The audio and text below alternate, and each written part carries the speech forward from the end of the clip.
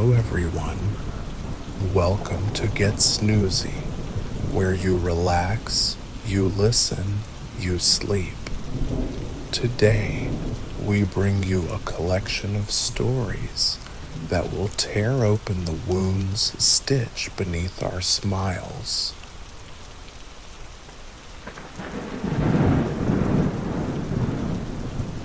Jessie was 16, studying in Washington High School, where the hallways smelled of floor wax and wet sneakers, and the mountains loomed beyond the chain-link fence.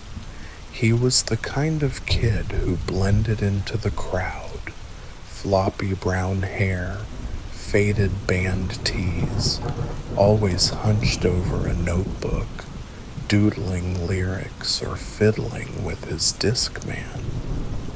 Music was his refuge, something he'd leaned into after his dad walked out when he was 10, leaving him and his mom in a cramped house with a leaky roof. Nights were for burning CDs, picking songs that felt like the words he kept locked inside, his guitar a quiet friend in the dark.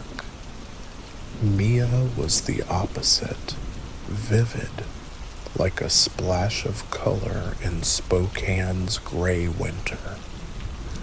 A junior in his art class, she had paint-splattered jeans, a braid that swung when she laughed, and a way of making everyone feel seen. She'd sit across from him, her brush dancing over canvas, humming tunes he loved, Weezer, Radiohead, stuff that made him think she got him. They'd started talking a few months back, small moments that grew big in his mind. Her teasing his smudged sketches, him passing her a pencil, their hands brushing once and sending his pulse racing. She'd grin at him in the hall, wave like it was nothing, and he'd trip over his own feet, her light pulling him like a moth. He didn't know it was love at first, not the kind in movies anyway. It crept up, slow and heavy, in the way his chest tightened when she said, "Nice one, Jessie," over his dumb drawing, or when they stayed late to clean brushes, singing Yellow off-key, the classroom theirs for a moment. He'd lie awake after, her voice in his head, imagining telling her how he felt, how her laugh made the world less heavy, how he'd never met anyone like her. But he was shy. His words stuck like gum under a desk, and the fear of her rejection kept him quiet. What if she laughed? What if she stopped talking to him? The thought was worse than staying silent. The mixtape was his way out. He'd spent weeks on it, hunched over his boombox, picking songs that said what he couldn't. There is a light that never goes out for how she made him feel alive, creep for his own insecurities, even a shaky track of him strumming a melody he'd written, thinking of her. He labeled it for Mia in smudged marker, his heart in his throat, and planned to slip it into her locker before art class. Maybe she'd listen, maybe she'd hear him, really hear him, and smile that smile, the one that made him think she might feel it too. He hadn't counted on Tyler. Mia had mentioned a senior once, some basketball guy, but it was casual, a throwaway line about a party. Jesse didn't dwell on it, couldn't, because it hurt too much to think she might not be his, even in his dreams. He'd told himself her waves, her laughs, were for him, that the way she lingered by his desk meant something. So he stood by her locker that day, the tape trembling in his hand, ready to be brave. Then he saw them, Mia, her backpack bouncing, her hand locked with Tyler's, his arm slung easy over her shoulder. They passed right by, her eyes on him, not Jesse, and the air left his lungs, his courage gone like a snapped string. Jesse didn't go to art class that day. He ducked into the bathroom, splashing cold water on his face, his reflection pale and small in the cracked mirror. The tape was still in her locker. He'd seen it catch in the slot, not falling through, and part of him hoped she'd find it, listen, understand. But the image of her with Tyler burned, her laugh not his, her hand not free. He skipped the rest of school, walking home through Spokane's slush, his Discman loud to drown out his thoughts. Days passed, and Mia didn't say anything. She was the same in art class, smiling, teasing him about his charcoal smudges like nothing had changed. But everything had. He watched her closer now, saw how she checked her phone, how her eyes lit up at texts that weren't from him. He'd sit at the back, sketching nothing, wondering if she'd found the tape, if she'd laughed or tossed it. The not knowing was worse than rejection, a knot in his chest that tightened every time she walked by with Tyler, their shoulders brushing. A week later, he saw it, the mixtape, or what was left of it, in the hall's trash can near her locker. The case was cracked, the tape tangled, his handwriting smudged but still there. For Mia. His breath hitched, his knees weak, as he realized she'd seen it, opened it, and thrown it away. Maybe she'd listened, maybe not, but it didn't matter. She didn't want it, didn't want him. He stood there, kids shoving past, and felt small, smaller than he'd ever felt, his heart a song no one would play. He wanted to ask her, to demand why, but he couldn't. She was still Mia, kind, bright, oblivious, and he was still Jesse, the quiet kid who'd thought he could be more.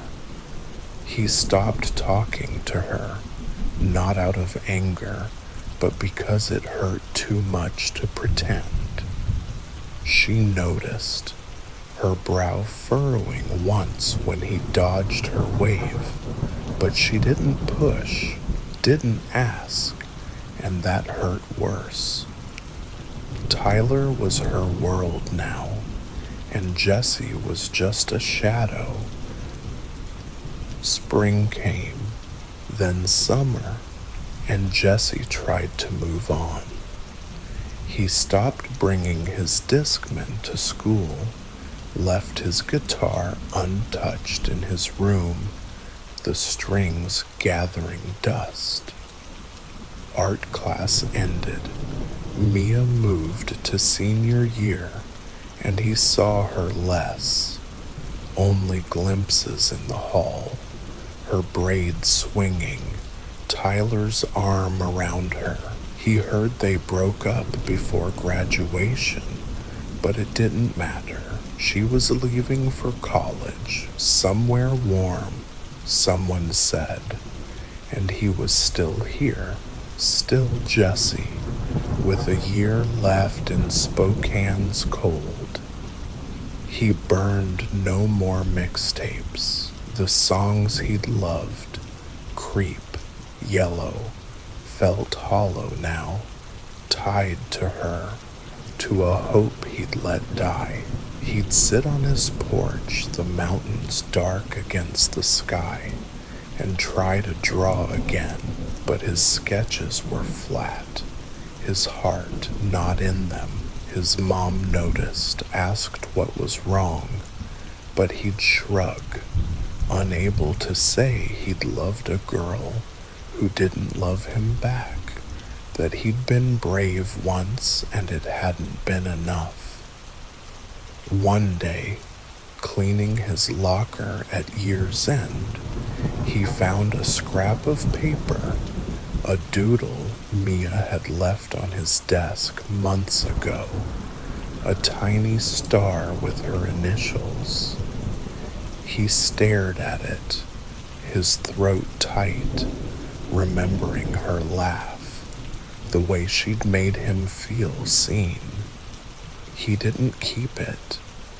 He let it fall into the trash, like she'd let his tape, and walked away, his sneakers loud in the empty hall. Mia was gone by fall, off to her new life, and Jesse stayed, working shifts at a record store, his dreams smaller now. He'd hear a song sometimes, one from the tape, and pause, his chest aching for the boy who'd believed in it, in her. He didn't hate her. She hadn't meant to hurt him, hadn't known how deep he'd fallen, but that was the worst part. His love had been everything to him, and nothing to her, a mixtape lost in the noise of her world. Jesse turned the radio off, the silence his now, and carried on, a little quieter, a little less himself, the melody of his first love fading into Spokane's gray. Before moving to the next story, don't forget to subscribe and comment down where you're listening from. James was 18, a year 13 student at a Manchester, England high school, where the corridors echoed with chatter and the air smelled of damp coats and whiteboard markers. He was ordinary, tallish, with untidy dark hair and a rucksack full of dog-eared books, decent at football, but better at losing himself in stories. His mum worked long shifts as a nurse, his dad out of the picture, so James spent evenings with revision or stacking shelves at a local Tesco, dreaming of a life beyond Manchester's rainy streets. Ms. Sophie Clark was his English teacher, 28, with a quiet spark that made Romeo and Juliet feel urgent. She had chin-length blonde hair, glasses that slid down her nose, and a laugh that hit James like a melody he couldn't shake. She'd stand at the whiteboard, unpacking poetry, her questions pulling him in. "What's Owen saying about war here, James?" He'd stumble over his words, cheeks burning, but her encouraging nod made him feel like his ideas were worth something. It started small, their connection. He'd linger after class, asking about metaphors or coursework, but really, he just wanted to hear her voice, talking about books, her uni days in Leeds, the poems she loved. She'd listen when he opened up about his mum's stress, his nerves for uni applications, and her "You've got this, James," stuck with him, replayed on walks home through the drizzle. He knew it was a crush, knew it was out of bounds. She was his teacher, the line as solid as the classroom door, but his heart raced anyway, a secret he buried deep. He never pushed it, never said it. Sophie was warm but professional, her smiles kind for everyone, not just him. Still, he noticed things. Her habit of doodling flowers in her planner, her mug with a Shakespeare quote, and hoarded them like treasures. He'd catch himself staring in class, memorizing the way she tucked her hair behind her ear, then look away, guilty. She was too old, too out of reach, but the feeling grew, a quiet ache that colored his days. The yearbook was his chance, or so he thought. On the last day, when kids were scrawling messages in Sharpie, he handed her his book, shy but hopeful.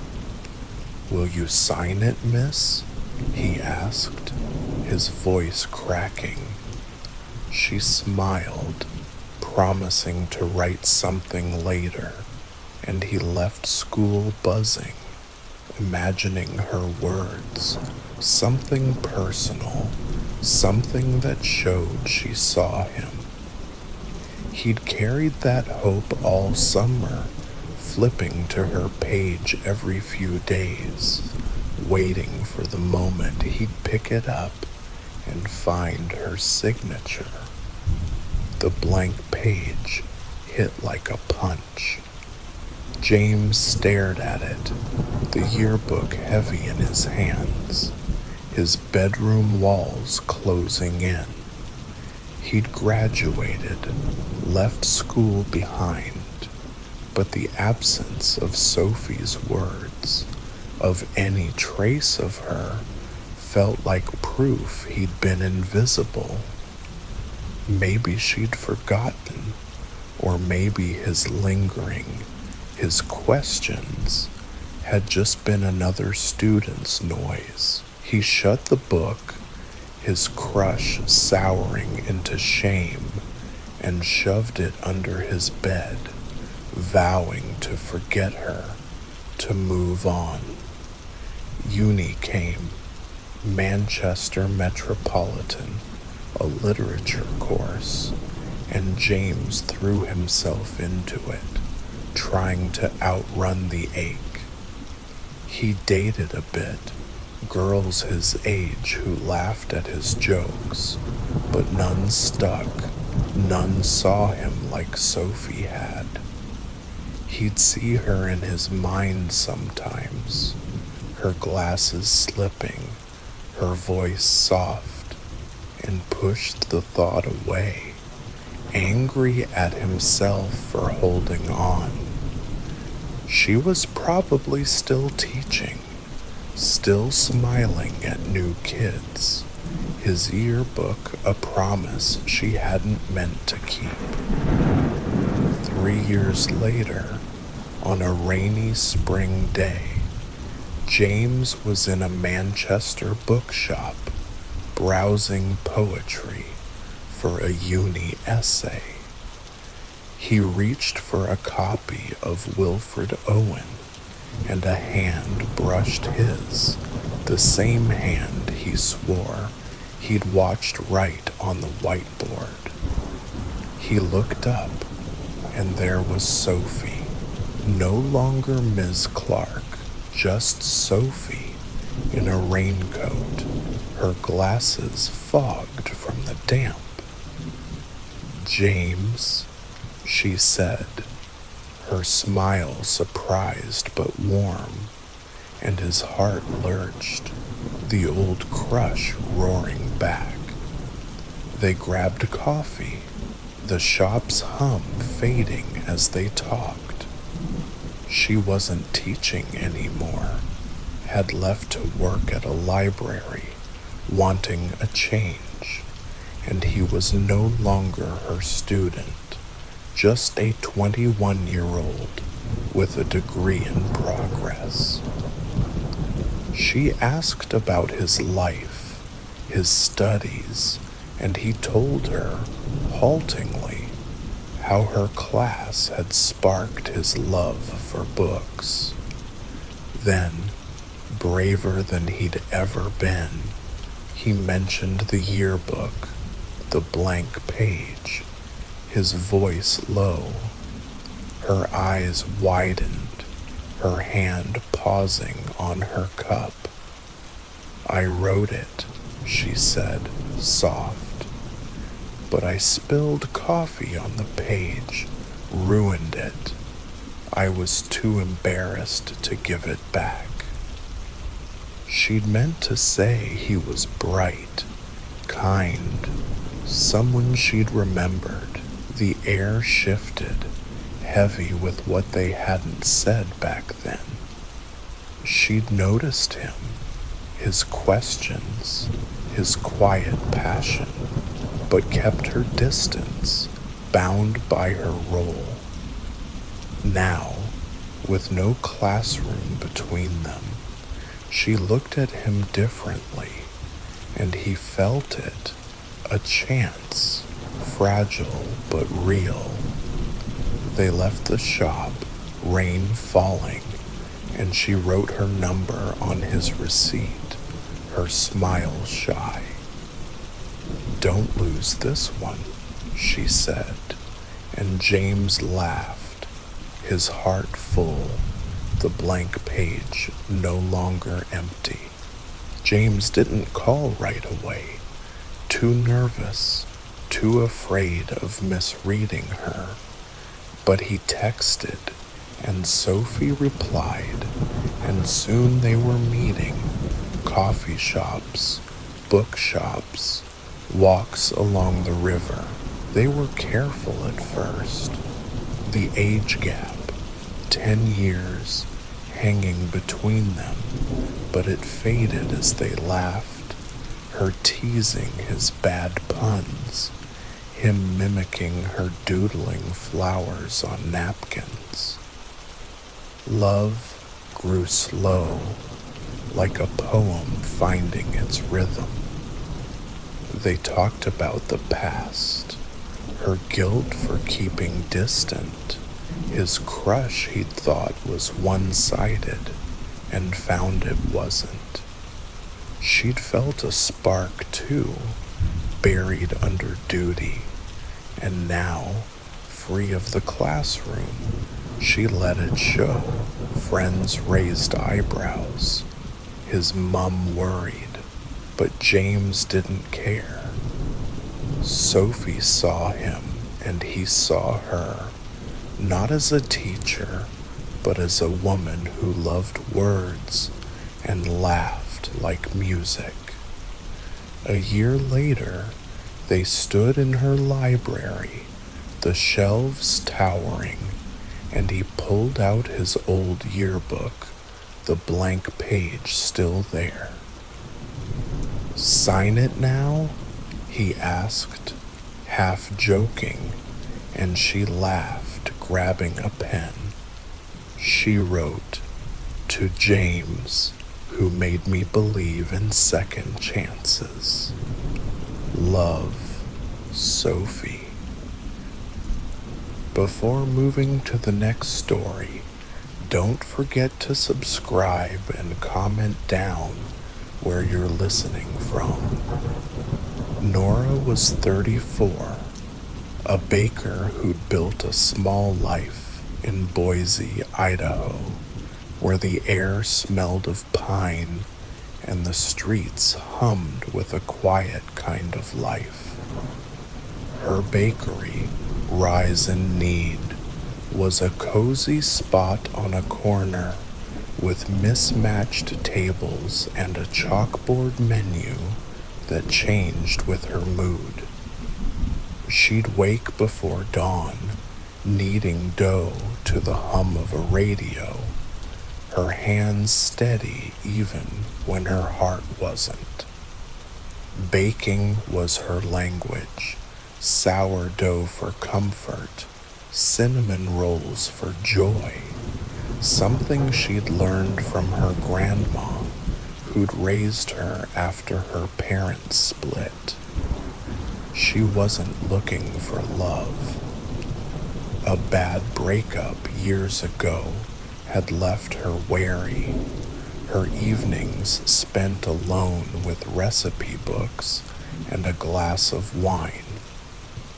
But then Gabe walked into her shop, a firefighter with tired eyes and a grin that felt like sunlight. He'd come in after a shift, his jacket smelling faintly of smoke, and order a muffin, always leaving a bigger tip than he could afford. "Best coffee in town," he'd say, winking, and Nora would roll her eyes, but her cheeks would warm. They got to talking, small things at first, like the weather or his firehouse pranks. He'd linger at the counter, crumbs on his shirt, telling stories of close calls or the stray dog they'd adopted at the station. She'd share bits of her world, burnt batches, her grandma's tricks, and he'd listen, really listen, his eyes locked on hers like she was the only one in the room. Soon, he was stopping by most mornings, his visits the best part of her day. It wasn't just talk. He'd help her carry flour sacks, his arms strong from hauling hoses, and she'd sneak him extra pastries, wrapping them in wax paper with a shy smile. They'd sit out back after closing, sharing a thermos of coffee, the stars bright above the city. She learned he'd lost his brother to a fire years ago, a wound he carried quietly, and she told him about her fear of being left again, her voice soft in the dark. Their hands would brush, their laughs would tangle, and Nora felt something grow, slow, warm, like dough rising in a bowl. She wanted to tell him.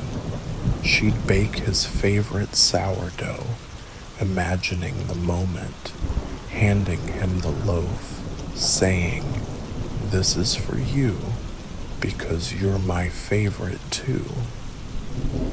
But she held back, scared of ruining what they had. He seemed to feel it too, his gaze lingering, his jokes softer, but neither spoke the words, as if saying them might break the spell. So she baked, and he showed up, and their unspoken love filled the bakery like the smell of fresh bread. One summer morning, Gabe didn't come. Nora waited, her heart sinking with every customer who wasn't him. The news hit by noon, a wildfire raging in the mountains. The firehouse called out. She watched the TV behind the counter, her hands flour-dusted as reports showed flames swallowing trees. Gabe's station was there, battling the blaze, and her stomach knotted, fear sharp and cold. Days passed, no word. She baked his sourdough, her hands shaking, and burned it, too lost in worry to check the oven. The charred loaf felt like a sign, her tears falling as she scraped it clean, whispering his name, sure she'd lost him before she'd even said she loved him. The bakery felt hollow, the radio off, her customers' chatter a blur. She'd close up and sit out back, staring at the stars, willing him to be safe, her heart heavy with things she hadn't said. A week later, a knock came at dawn, faint but real. Nora, still in her apron, opened the door, and there he was, Gabe, bruised and bandaged, his face smudged with soot, but alive. "Missed your coffee," he croaked, his voice hoarse from smoke, and she laughed, tears spilling, pulling him into a hug that said everything her words couldn't. He was hurt, burns on his arm, a limp from a fall, but he was here, and that was enough, he told her later, over weak tea in the bakery, how he'd been trapped, the fire closing in, and thought of her, her laugh, her bread, the way she made him feel whole. "Kept me going," he said, his hand finding hers, and Nora's heart cracked open, fear giving way to truth. "I thought I'd lost you," she whispered, and he squeezed her hand, his eyes steady. "Not going anywhere, Nora." The burnt loaf was gone, but they were here, and the air felt new, like the first breath after rain. Gabe's recovery wasn't quick. He stayed off duty, his arm healing slow, his limp fading with time. Nora closed the bakery early most days, bringing him soup or rolls, sitting in his small apartment with its mismatched mugs and firehouse photos. They talked, really talked, about his brother's death, her old fears, the future they both wanted but hadn't dared name. He'd tease her about her burnt loaf, and she'd swat him, laughing, but the joke was theirs. a reminder of how close they'd come to losing this. Love grew more. She'd bake for him, perfecting his sourdough, and he'd carve her a wooden spoon, his hands clumsy but earnest. They'd walk Boise's greenbelt, her arm through his, the river glinting beside them, and share dreams, a house maybe, or a bigger bakery, with a firehouse special on the menu. He went back to work, careful now, and she'd wait for him, her heart lighter each time he walked through her door. A year later, they stood in her bakery, the counter dusted with flour, and he pulled out a ring, simple silver, nothing fancy. "I'm not good with words," he said, "but I love you, Nora, always will." She cried, nodding, and slipped it on, her hands shaking like they had with that burnt loaf. They married out back, under a tent strung with lights, her customers and his firehouse cheering as they cut a sourdough-shaped cake. Their life wasn't perfect. Fires still called him away, and she'd worry, baking through the nights. But he'd come back, always, his boots loud on her floor, his arms pulling her close. They'd sit out back, sharing coffee, the stars above as bright as the day they'd started. The bakery thrived, sourdough his signature order, and their love did too, steady as her kneading, warm as her oven. Nora would catch his eye sometimes, flour on her cheek and feel it, a love that had burned but never broke. Gabe would smile back, his hand on hers, and know they'd found there forever, right here in the heart of her kitchen. A limp from a fall. The stories may come to an end, but the thunder and rain will linger a little longer, keeping you company in the quiet of the night. In, sleep well, and good night. Read, the way she made him feel whole.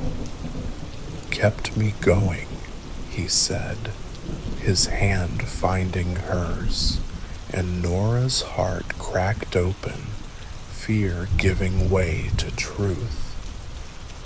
"I thought I'd lost you," she whispered, and he squeezed her hand, his eyes steady. "Not going anywhere, Nora."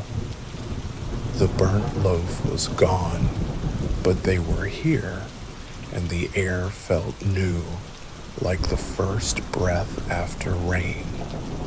Gabe's recovery wasn't quick.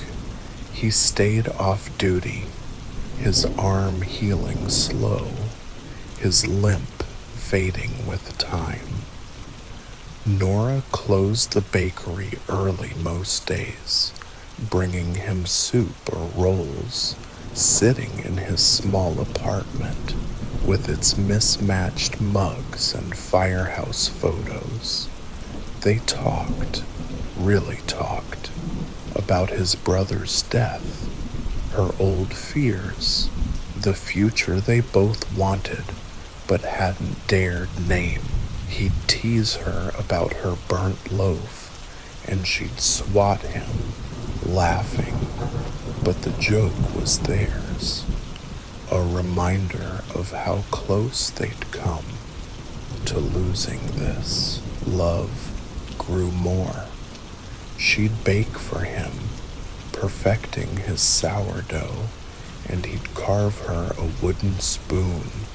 His hands clumsy but earnest, they'd walk Boise's green belt, her arm through his, the river glinting beside them, and share dreams, a house maybe, or a bigger bakery, with a firehouse special on the menu. He went back to work, careful now, and she'd wait for him, her heart lighter each time he walked through her door.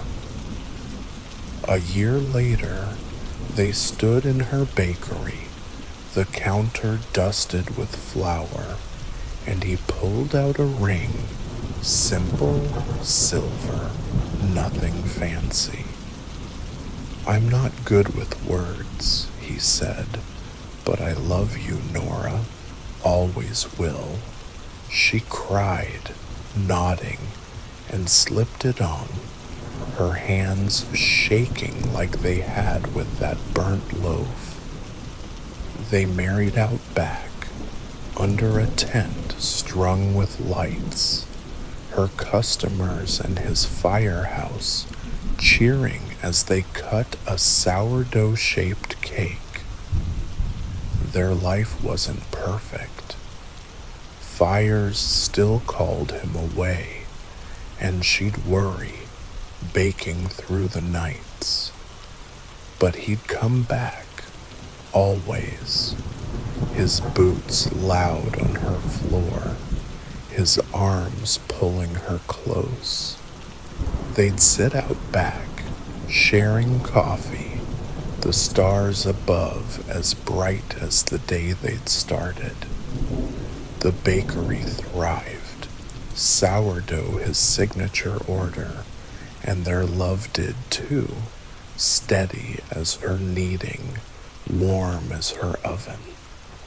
Nora would catch his eye sometimes, flower on her cheek and feel it, a love that had burned but never broke. Gabe would smile back, his hand on hers, and know they'd found their forever, right here in the heart of her kitchen.